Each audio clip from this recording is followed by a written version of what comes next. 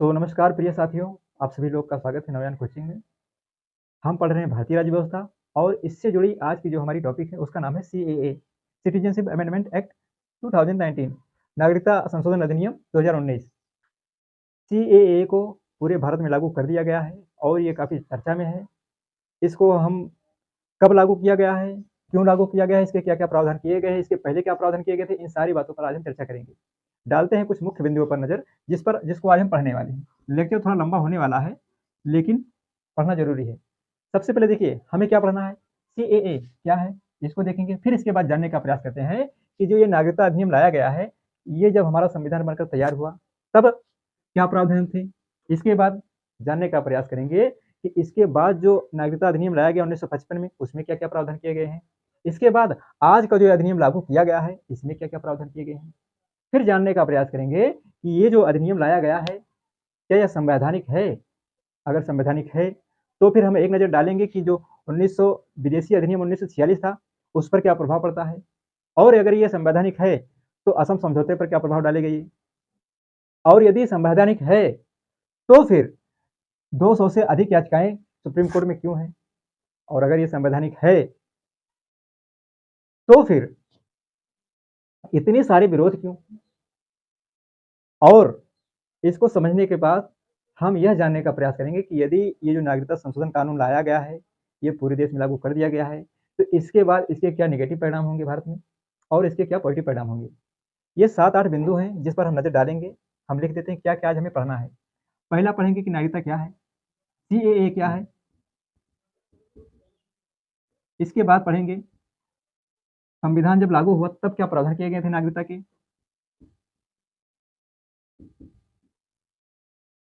1950 के समय में।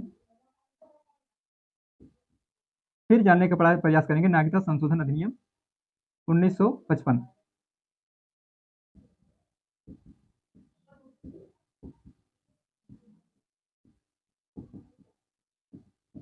फिर प्रयास करते हैं जानने का कि जो असम समझौता हुआ था उसमें क्या-क्या बात की गई थी।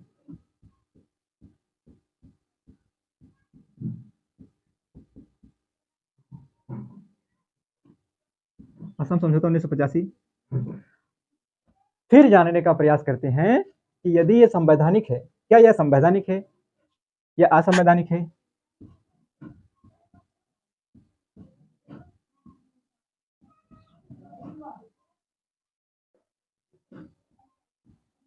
अगर यह संवैधानिक है तो फिर विरोध क्यों, विरोध क्यों। और भी कुछ बिंदु हैं जिस पर हम नजर डालेंगे एक बार, लेकिन पहले इन कुछ प्रमुख बिंदुओं पर नजर डालते हैं। सबसे पहले बात करते हैं सीएए क्या है। तो सीएए सीएए यानी कि citizenship amendment act, CAA citizenship amendment act, यह 3 देशों पाकिस्तान, अफगानिस्तान और बांग्लादेश में गैर मुस्लिम अल्पसंख्यकों को नागरिकता देने की बात करता है। किसको? पाकिस्तान, अफगानिस्तान और बांग्लादेश के अल्पसंख्यक गैर मुस्लिम अल्पसंख्यक को नागरिकता देने का प्रावधान करता है। देखिए क्या बात करता है सीएए। पाकिस्तान, अफगानिस्तान और बांग्लादेश में जो गैर मुस्लिम अल्पसंख्यक हैं, बात ध्यान रखना, गैर मुस्लिम में कुछ 6 समुदायों को लिया गया है। 6 समुदाय कौन है? हिंदू, बौद्ध, सिख, पारसी, जैन, ईसाई। ये जो 6 प्रमुख धर्म के लोग हैं, इन पर धार्मिक शोषण के जो शिकार हुए हैं और भारत में शरणार्थी बनकर रह रहे हैं, उनको नागरिकता देने की बात की गई है। इसके कुछ प्रमुख प्रावधान भी किए हैं कि कैसे-कैसे इनको नागरिकता दी जाएगी। तो ये मुख्य बिंदु याद रखना, 3 देशों से और ये 6 प्रमुख धर्म के जो लोग हैं, उनको नागरिकता दी जाएगी। सबकी बात नहीं की गई है। ये बात बहुत ध्यान रखना। ये हो गया। इसके बाद संविधान के प्रारंभ में नागरिकता का प्रावधान पहले क्या किया गया था, इसको जानने का प्रयास करते हैं। संविधान जब बनकर तैयार हुआ, तब उसमें नागरिकता का कोई विशेष प्रावधान नहीं किया गया था। जो लोग संविधान से पहले बनने से पहले थे, उनको नागरिकता प्रदान की गई थी और केवल उन्हीं की बात करता है। और जो हमारा 1955 का अधिनियम है, नागरिकता अधिनियम 1955, इसमें बातें की गई थी, इसमें जो बात की गई है, इसमें यह बातें की गई है कि भैया आपको नागरिकता किस तरह से हासिल करनी है, आपको नागरिकता कैसे प्राप्त होगी और आपकी नागरिकता कैसे छीनी जाएगी, इसमें बात की गई थी। इसमें प्रमुख बातें यह की गई थी कि आपको नागरिकता जन्म के आधार पर मिलेगी, वंश के आधार पर मिलेगी, पंजीकरण के आधार पर मिलेगी और प्राकृतिकरण के आधार पर मिलेगी, या फिर क्षेत्र के समावेशी के आधार पर आपको नागरिकता प्राप्त की जाएगी, मिलेगी आपको। ठीक है, किसके आधार पर? जन्म, वंश, पंजीकरण, प्राकृतिकरण और फिर क्षेत्र के आधार पर, क्षेत्र के आधार पर। ये जो चार पांच प्रकार के जो थे प्रावधान, उसके आधार पर आपको नागरिकता दी जाती थी। इसमें किसी भी प्रकार का वंश, किसी भी प्रकार के जो है धर्म का नाम नहीं लिया गया था, समुदाय का नाम नहीं लिया गया था। यदि आप इन 5 चीजों में से किसी भी चीज में आप बिलोंग करते हो, किसी भी चीज से संबंध रखते हो, तो आप नागरिकता प्राप्त करने के पात्र हो। ठीक है, इसमें यह प्रावधान किया गया था। देखिए, हमारे संविधान में संविधान के भाग 2 और अनुच्छेद 5 से लेकर के 11 तक नागरिकता का प्रावधान करता है। इनमें नागरिकता का प्रावधान किया गया है, जिसमें अनुच्छेद 11 ये जो है संसद को एक विशेष पावर देती है नागरिकता में, नागरिकता की संशोधन करने की। ठीक है, नागरिकता अधिनियम संविधान में संशोधन करने की शक्ति अनुच्छेद 11 के तहत संसद को प्राप्त है। इसी के तहत 1955 में जो है संशोधन किया गया था। तब जाके यह प्रावधान किया गया था कि भैया ये चीजें यदि आप एलिजिबल हो तो आपको नागरिकता प्रदान की जाएगी। ठीक है, अब इसके बाद, ठीक है, अब 1985 में जो समझौता हुआ था असम का, उसमें क्या बात की गई थी? देखिए, उसमें ये बात की गई थी असम समझौता में, तो 1966 से 71 के बीच में जो शरणार्थी आए थे, असम में बसे थे, उनको नागरिकता देने की बात की गई थी। लेकिन वहाँ पे काफ़ी सारा आंदोलन हुआ। इसके बाद फिर स्टूडेंट यूनियन और फिर असम के आंदोलनकारी जो थे उनके बीच और केंद्र सरकार के बीच में समझौता हुआ था। ऑल असम स्टूडेंट यूनियन और फिर आंदोलनकारी के बीच में और फिर केंद्र सरकार के बीच में ये समझौता हुआ था। इस समझौते में यह बात की गई थी कि भैया 1971 के बाद यदि कोई भी असम में जो भी शरणार्थी आए हैं या फिर आए थे, फिर चाहे वो हिंदू हो, चाहे बौद्ध हो, चाहे पारसी, सिख, ईसाई, कोई भी कास्ट का हो, कोई भी जाति धर्म का हो, किसी को नागरिकता नहीं दी जाएगी। ये समझौता हुआ था। ठीक है, इसको नोट करना, ये किसी को नागरिकता नहीं देने की बात की थी। इस समझौते में बात ये की गई थी कि भैया 1971 के बाद कोई भी भारत में आया है, स्पेशली असम में, उसको भारत में नागरिकता नहीं दी जाएगी, उसको उसके देश में वापस भेजा जाएगा। ठीक है, अब बात करते हैं विदेशी अधिनियम। विदेशी अधिनियम बिंदु याद रखना, एक विदेशी अधिनियम 1946 है, उसमें और ये बात की गई कि यदि भैया आप बिना वैध सर्टिफिकेट के भारत में रह रहे हो तो आपको जेल में डाला जाएगा, आप जेल में रखा जाएगा। और पासपोर्ट अधिनियम, विदेशी अधिनियम 46 बात करता है। पासपोर्ट अधिनियम 1920 यह बात करता है कि यदि आप बिना वैध सर्टिफिकेट के डॉक्यूमेंट के अगर भारत में रह रहे हो तो या फिर इस अधिनियम के तहत आपको जेल में रखा जाए या फिर इस अधिनियम के तहत आपको आपके देश में पुनः वापस भेज दिया जाए, लेकिन भारत में आपको नहीं रखा जाएगा। ये बात, कुछ प्रमुख बातों को आप नोट करते चलना। ठीक है, ये बात की गई थी। अभी सारी बातें आपको समझ में आएगी। पहले जो मुख्य मुख्य बिंदु हम आपको समझा दे रहे हैं, क्या क्या बातें की गई है और फिर विरोध क्यों हो रहा है इसका, अभी आप समझेंगे।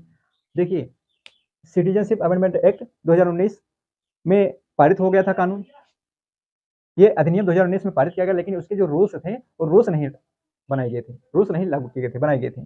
तो 2024 में इसके रूल्स आए। इसके बाद 11 मार्च को संपूर्ण देश में सीएए को लागू कर दिया गया है। अब इसका विरोध क्यों हो रहा है? देखिए, पहला बात, जब हमारा संविधान बनकर तैयार हुआ तो उसमें नागरिकता का कोई विशेष प्रावधान नहीं किया गया था, लेकिन अनुच्छेद 11 स्पेशल पावर देता है संसद को संशोधन करने की नागरिकता में। तो संशोधन के तहत 1955 में यह संशोधन किया गया। तब किस आधार पर किसी को नागरिकता प्रदान की जाएगी? कि जन्म के आधार पर। यदि आपका जन्म भारत में हुआ है तो आप भारत के नागरिक माने जाएंगे, आपको नागरिकता प्रदान की जाएगी। यदि आपका वंश का मतलब यदि आपके माता या पिता या दोनों में से कोई एक भारत में उसका जन्म हुआ है तो आप भारत के नागरिक माने जाओगे या भारत की नागरिकता प्राप्त करने के योग्य आप हो, जैसे शिक्षा भ्रमण का। इसी आधार पर पंजीकरण के आधार पर भी है, इस आधार पर ऐसी सब बातें की गई थी। लेकिन अब इसमें स्पेशल किसी समुदाय की बात की गई है, इसमें गैर मुस्लिम अल्पसंख्यक की बात की गई है। ये जो संवैधानिक बातें हम आपको बताएंगे क्यों की गई है। वैसे तो इसका कोई विशेष महत्व नहीं है, लेकिन विरोध हो रहा है तो कुछ ना कुछ महत्व तो होगा। ठीक है, बात करते हैं। अब इसका विरोध क्यों हो रहा है, इसको पहले जानने का प्रयास करते हैं। पहले हम मुख्य बातों को समझ लें कि भैया 1950 में जब हमारा संविधान बनकर तैयार हो तो उसमें कोई विशेष प्रावधान नहीं किए गए थे, लेकिन अधिनियम जब लाया गया 1955 में तो कुछ इसको नागरिकता प्राप्त करने के और नागरिकता समाप्त होने के प्रावधान उसमें किए गए थे। तो समाप्त होने के भी प्रावधान किए गए थे, प्राप्त होने की, लेकिन आपकी जो योग्यता है वो होनी चाहिए। जन्म के आधार पर ये आपकी योग्यता है, और वंश के आधार पर, पंजीकरण के आधार पर, लेकिन उसके लिए भी आपको डॉक्यूमेंट दिखाना पड़ेगा, या फिर आपको भारत में कुछ टाइम उसमें दिया गया था 11 साल आपको भारत में रहना पड़ेगा, तो आप उसके योग्य माने जाओगे। क्षेत्र के आधार पर जैसे मान लो आप सिक्किम हुआ, भारत में जब विलय हुआ तो वहाँ के जो लोग थे उनको स्वतः भारत की नागरिकता प्राप्त हो गई। तो इस तरह के प्रावधान इसमें किए गए थे।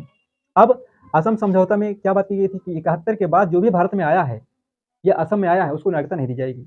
और विदेशी अधिनियम 1946 ये बात करता है कि भैया यदि आप विदेशी हो और विदाउट डॉक्यूमेंट के, किसी वैध डॉक्यूमेंट के भारत में रह रहे हो तो आपको भारत में नहीं रहने दिया जाएगा, आपको जेल में रखा जाएगा। और पासपोर्ट अधिनियम 1920 कहता है कि भैया यदि आप रह रहे हो तो या तो आप जेल में रहोगे या तो फिर आपको पुनः आपके देश में वापस भेज दिया जाएगा। ठीक है, नागरिकता की बात नहीं की गई थी। अब विरोध इसका क्यों हो रहा है, देखिए पहली बात तो इसमें गैर मुस्लिम जो शब्द यूज किया गया है इसका विरोध है कि भैया आप जब सब पड़ोसी देश के जो अल्पसंख्यक हैं, जो धार्मिक रूप से प्रताड़ित किए गए हैं, उनको नागरिकता दे रहे हो, तो फिर पड़ोसी देश में केवल ये 3 देश ही नहीं आते हैं जो धर्म के रूप से प्रताड़ित किए गए हैं। इनके विरोध का कारण यह है कि भैया जब आप नागरिकता दे ही रहे हो तो पड़ोसी देश केवल 3 ही देश में लोग प्रताड़ित नहीं किए हैं धार्मिक रूप से।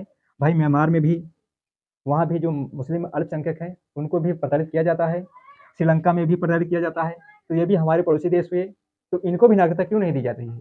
और यदि नहीं भी दी जा रही है तो ये जो नियम लाया गया है, ये सब सारे समझौते हैं, इनको वाट लगा रहा है, इसको कहीं ना कहीं टारगेट कर रहा है, इसको टारगेट कर रहा है। सारे जो पहले से जो अधिनियम थे उनको ये अधिनियम 2019 वाला टारगेट कर रहा है।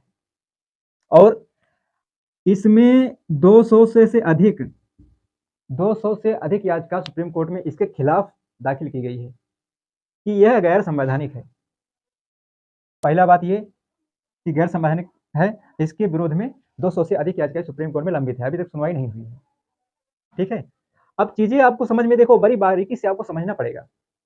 मैं जो कह रहा हूँ इसको एक एक पॉइंट बड़ी बारीकी से समझो, इसके बाद अभी आपको सारी बातें आपको समझ में आ जाएगी। पहली बात, आप सीएए को क्या है इसको आप समझ चुके हो कि यह जो है स्पेशली 3 देश के जो अल्पसंख्यक हैं उनको नागरिकता देने की बात करता है सीएए। और कब से, देखिए 31 दिसंबर 2014,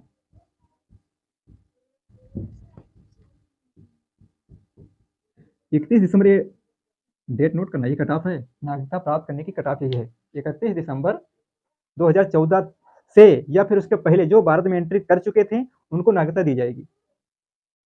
अब 31 दिसंबर के से या उसके बाद, उसके पहले से कोई भारत में एंट्री किया है तो उसको नागरिकता दी जाएगी, लेकिन 1971 के बाद में यदि कोई भारत में आया है तो उसको नागरिकता नहीं दी जाएगी। असम समझौता ये बात करता है कि इसके बाद में कोई आया है तो उसको नागरिकता नहीं दी जाएगी, लेकिन यही ये क्या बात करता है कि 31 दिसंबर से पहले जो भारत में आया है उसको नागरिकता दी जाएगी। अब क्या इस चीज को समझना बहुत जरूरी है कि क्या 31 दिसंबर में कि क्या 71 के बाद में जो भारत में आए हैं और उनको नागरिकता दी जाएगी तो क्या इसका उल्लंघन नहीं होगा? इस समझौता क्या होगा इसका? ठीक है, इसको बाद में देखेंगे, खाली इसको समझ लेना आप। यदि आप रिटन एग्जाम में बैठोगे तो इन सारे जो केसेस हैं ये आपको याद रहेगी, तब आप जाके किसी भी हद तक आप आंसर राइटिंग कर पाएंगे। है किसी सब्जेक्ट के पक्ष की और विपक्ष की दोनों बातें यदि आप जानोगे, अगर किसी भी बात की पक्ष और विपक्ष दोनों तर्क आपको जानकारी रहेगी, तब तो आप लिख अक्षर आंसर राइटिंग कर पाओगे, वरना आप संघर्ष करोगे। ठीक है, ये बात इसमें दी गई थी। अब 200 से अधिक हमने बताया याचिकाएं दाखिल की गई है कि यह गैर संवैधानिक है, और इसमें भारत सरकार क्या करे, इस अधिनियम में देखिए यह पहले इसको बताया गया था कि यह धार्मिक भेदभाव करता है। विरोध करने का कारण बता रहा हूं मैं आपको।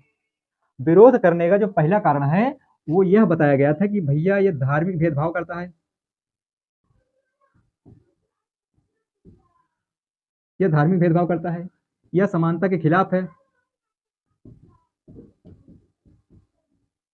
यह समानता के खिलाफ है, और सारी बातें। तो इस आधार पर विरोध प्रदर्शन किया गया है। अब हमारा जो ये अधिनियम है ये क्या कहता है, इसको एक बार समझना। इसमें बातें की गई है कि भैया हमारा संविधान कहता है हमारा जो देश है वो धर्मनिरपेक्ष राष्ट्र है। अब धर्मनिरपेक्ष राष्ट्र का मतलब ये हुआ कि जो अधिनियम लाया गया है यह भारत के लोगों पर लागू नहीं होता है, ये विदेशियों पर लागू होता है, इसलिए भारत के लोगों पर कोई धार्मिक भेदभाव का काम नहीं कर रहा है।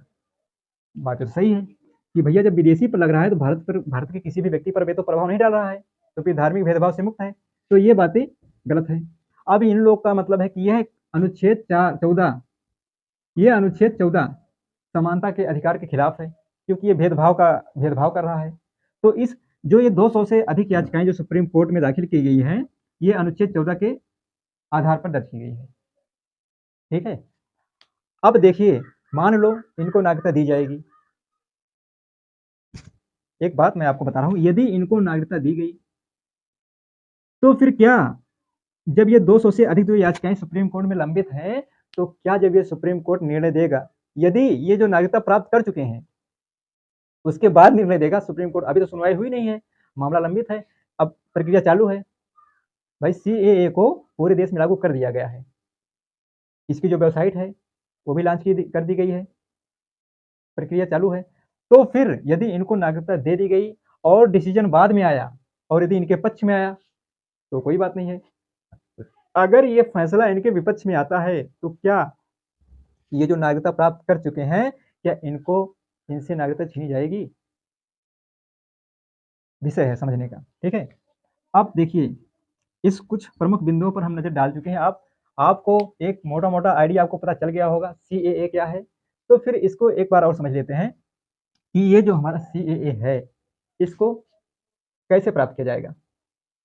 इसमें पहले क्या प्रावधान था कि भाई किसी वैध डॉक्यूमेंट का होना आपके पास जरूरी है, लेकिन अब इसमें क्या बात की कि यदि आपके पास कोई वैध डॉक्यूमेंट नहीं है तो भी आप नागरिकता प्राप्त करने के योग्य हो, यदि आप इन में से किसी एक में से बिलोंग करते हो। ठीक है, ये बातें ठीक है। अब हम यह जानने का प्रयास करते हैं कि ये जो नागरिकता प्राप्त की जाएगी उसके कुछ मुख्य जो प्रावधान किए गए हैं उस पर एक नजर डालते हैं कि कैसे कैसे नागरिकता के प्राप्त करने के प्रावधान किए गए हैं, क्या क्या इसमें व्यवस्थाएं की गई है। तो इसको समझने का प्रयास करते हैं, इसको हम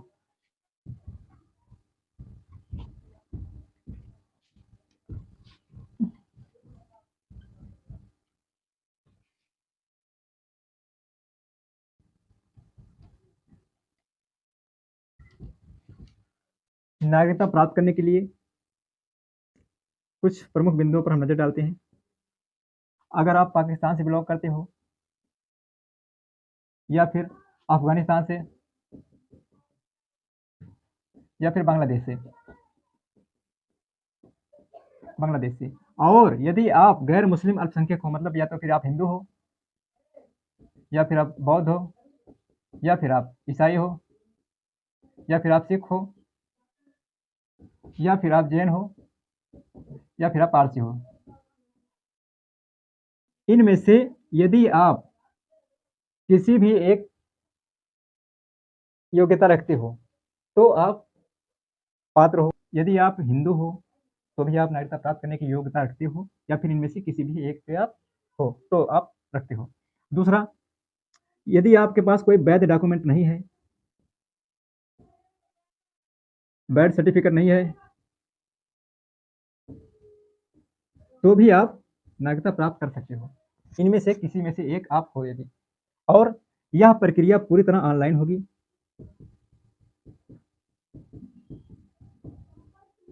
होगी, अगर आप विवाहित हो तो आपके लिए अलग फॉर्म भरा जाएगा, बच्चे हो तो आपके लिए अलग फॉर्म भरा जाएगा। सारी प्रक्रिया आप समझ गए कि क्या क्या प्रावधान की नागरिकता कैसे प्राप्त की जा सकती है। इसमें कोई कठिन प्रावधान नहीं किया गया है, बस इतना इसमें आपको भरना है।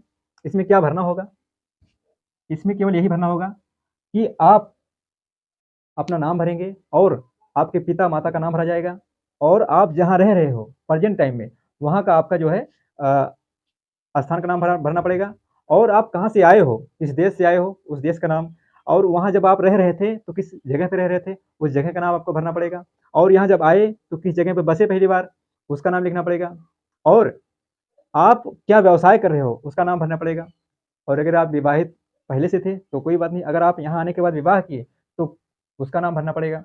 ये सारी प्रक्रिया आपको ऑनलाइन भरना पड़ेगा, ऑफलाइन यहाँ कुछ भी नहीं होगा।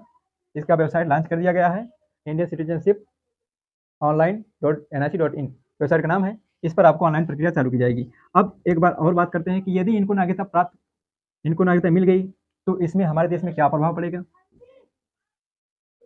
देखिए, दरअसल हमारे देश में बेरोजगारी की समस्या अभी भी है और पहले भी थी, और महंगाई की समस्या भी है, पहले थी। ये जो सारी समस्याएं हैं, तो क्या जो ये करोड़ों लोगों को नागरिकता दी जाएगी, इसमें कोई लिमिटेशन तो है नहीं। इसमें जब सारे लोगों को जो नागरिकता दी जाएगी तो भाई उनके फंडामेंटल राइट भी होंगे। यहाँ देखिए, जो भी भारत का नागरिक है वो सारे अधिकार उसको मिलेंगे जो संविधान में दिए गए हैं आम व्यक्ति को, तो ये सारे अधिकार उनको मिलेंगे। तो फिर हमारे देश में बेरोजगारी है, तो जब उनको नागरिकता दी जाएगी तो उनके कुछ समानता के अधिकार होंगे, उनके कुछ फंडामेंटल राइट्स होंगे। बेरोजगारी है, उनको आवास दिया जाएगा, जगह दी जाएगी, रोजगार दिया जाएगा, तो फिर राशन दिया जाएगा, हर चीज़ की व्यवस्था उनके लिए करनी पड़ेगी। तो ये सारी व्यवस्थाएं करनी पड़ेगी, तो इससे हमारे देश की जो आर्थिक समस्या है उस पर प्रभाव पड़ेगा। हमारी जो बेरोजगारी है वो और बढ़ेगी, जो आर्थिक जो बेरोजगारी है वो बढ़ेगी, और सारी समस्याएं आपको देखने को मिलेंगी। तो खैर इसको छोड़िए, तो ये सारी चीज़ें हम समझ गए।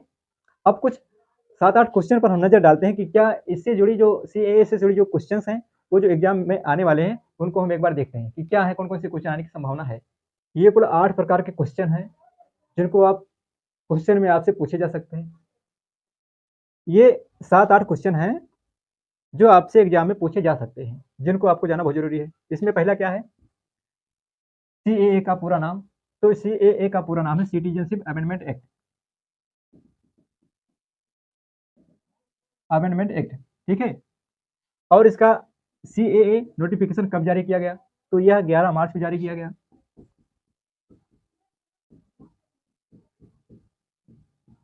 11 मार्च 2024 को जारी किया गया। सीएए किन देशों के किन धर्मों के लोगों को नागरिकता दी जाएगी, इसमें पाकिस्तान, बांग्लादेश और अफगानिस्तान, इन 3 देश के हिंदू, सिख, जैन, पारसी, ईसाई, बौद्ध, इन 6 धर्म के लोगों को नागरिकता दी जाएगी। अगला क्या है, सीएए की ऑफिशियल वेबसाइट क्या है। सीएए की जो ऑफिशियल वेबसाइट है वो Indian citizenship online.nic.in, Indian citizenship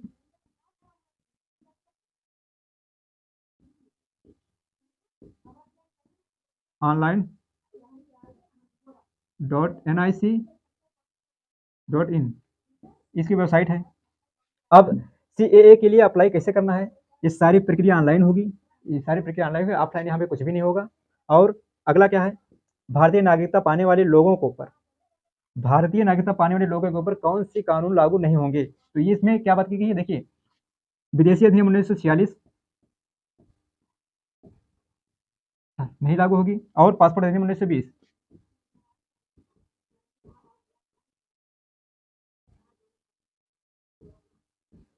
passport अधिनियम 1920 और विदेशी अधिनियम 1946 इन पर लागू नहीं होगी।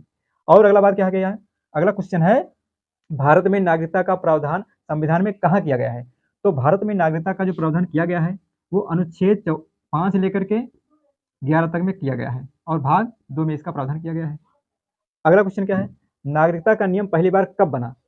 तो नागरिकता का जो नियम था पहले नहीं था, यह 1950 में जब संविधान बनकर तैयार हुआ तब जो है इसको लाया गया था।